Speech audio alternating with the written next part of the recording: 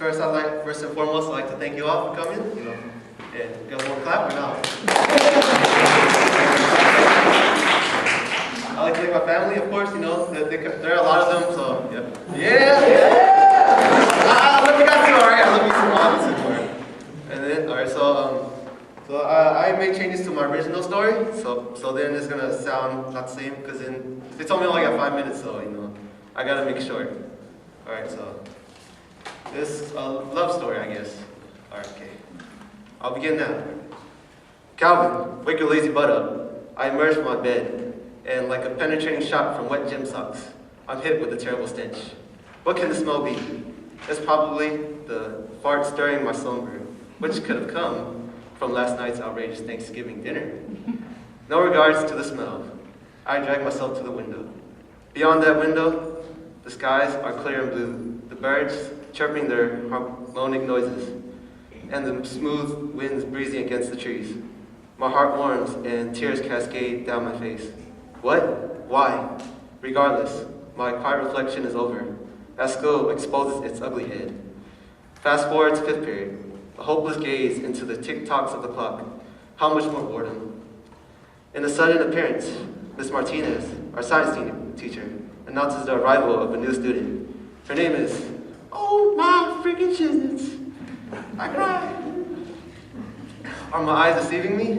This girl, this picturesque angel, shows me what true beauty is. Those eyes, those crystal pearls, make the stars look like deformed chicken feet. That style, that wearable artistry, makes Calvin Klein look like last season's failures. That hair, that waterfall of silk, would even make ushers stop and stare. Last but not least, that face, that flawless silhouette would even make Angelina Jolie look like a frog with outstretched wrinkles. Wow, she is utterly amazing. I approach her, and after a few moments of engaging conversation, I'm hooked. She is real, not a fake chick who pretends to be somebody they're not. She can laugh, a really refreshing laugh, not a timid giggle. Not only is her personality special, but she's the only girl that embodies true beauty and brains. Out of my league and out of my reaches, but a quest for the princess, as I am the village clown. 4 months later, with my head stuffed into my locker. Hey Calvin, you're gonna get your girl, right? Feeling the rush of adrenaline, I yelled at her to stop. Quivering with fear, I unleashed a few words. Do you want to go out with me? Silence permeates the air. One dead stare, and her eyes to mine. Wait, one dead stare from her eyes to mine. Not even a single word. What went wrong? Everything. My style, pale skin, my ugliness. It's time to change. A year has passed, and the improved Count Thatch of 8th grade has arrived. An unchallenged style, a blindingly smooth tan, and a myriad of sexy dance moves are now at my disposal. If there is an award for most improved sexiness, I am the one to win. A few hopeful months later, my days as the new Count Thatch are ultimately the same as the old. It seems like the movie star girl always rejects the geek, while I'm the geek. It seems like the loser always falls in an effort to climb Rapunzel's hair, while I'm the loser. It seems like the dragon has eaten the village idiot, while I'm the village idiot. However, this geek is the greatest dancer ever. 2 months after New Year's, a group of African dancers visits our school. They dance, but nothing like me though. Who wants to dance? The visitor asks. Several students, including me, blaze to the stage. Music gradually begins and the beats thump with force. That's our signal. Wow. The only reaction we get from the crowd as we dance like hormone-crazed monkeys. Disappointed in every way possible, everyone leaves, except for me. Alone, in front of the crowd, I dance, Calvin style. Body waves and glides across the stage. All eyes are on me. Moonwalks and aerial spins throw out and about. Everyone's going crazy. Seconds till my grand finale. I see her eyes, blank and unamused. I suddenly feel terrible inside. I stop and fake an ugly smile to the crowd.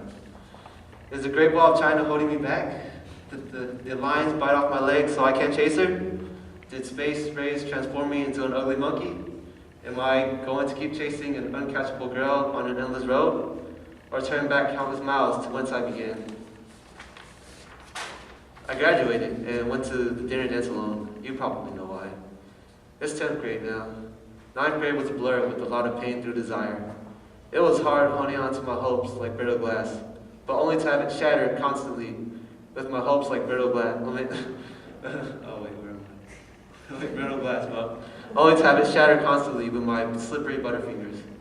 It was hard crying a year's worth of tears in a single night, but only to feel myself drown without dying. And it was hard waking up from a nightmare, but only to wake up in another nightmare, reality.